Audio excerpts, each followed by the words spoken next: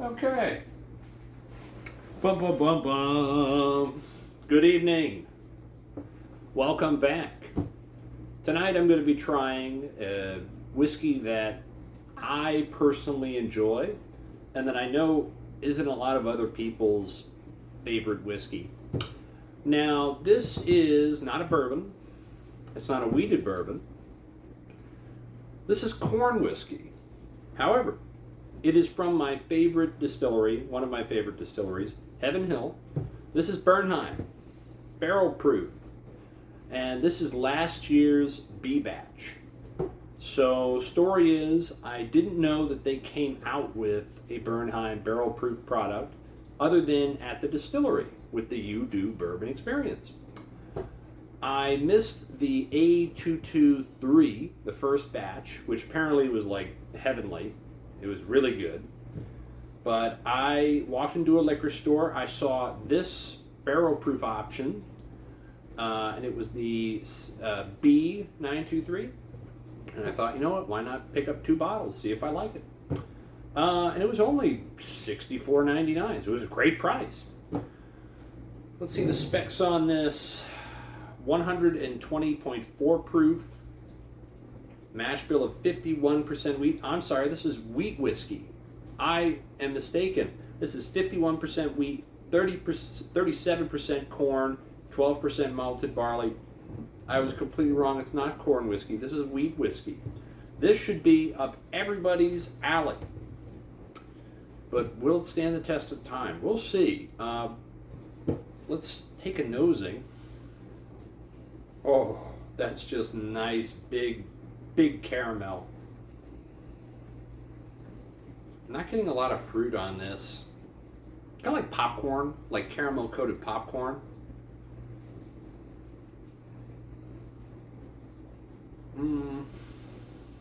Almost like a sun-dried tomato, too. I don't know where I'm getting that. It's just like a little sweet, acidic skin smell, if that makes any sense. A little bit of proofiness and alcohol, even though it's only at 100, well, it is 120 proof, but still, smells great. Pretty decent legs. Nothing, I mean, it's not great.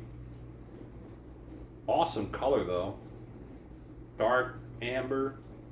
I think this is around like maybe 7 years old, because that's what the regular wheat whiskey is, right? And it's probably around the same age as what they're doing with the Larcenies, about 6 to 8 years old. And what they're trying to do with the ECBPs, make them about, 6 to 8 years old. But here I am throwing shade on my favorite distillery. On an off topic, I think ECBP is going to knock it out of the park with the C batch this year. The B batch, B924, was great. So I'm not worried. And the Larcenies, they're running into the same, in my opinion, they're running into the same problem they had with ECBPs for like the last 2-3 years. They all just taste the same with very minor differences. Not saying they're bad, just saying if you get one Larceny, you know, you don't have to get the next one. There's no artificial hype to get the next bottle. Anyway, back to Berheim. I'm excited for this brand. And now I'm kind of getting like a boozy peach. Peppercorns. Lots of peppercorns, like fresh cracked peppercorns. Alright. I'm excited. I'm going to try it again. Oh. Caramel peppercorns. Imagine caramel popcorn, like caramel corn, with some freshly ground pepper over top. Great mouthfeel. It doesn't climb up to the roof of your mouth. Got a medium finish. Kind of fades right away. Gets a little bitter in the back though, which I would, if you're into, you know, black pepper and like a nice dark finish, this is probably right up your alley. And it's just got great mouthfeel too. Mm. Wow, that's really nice. Yep.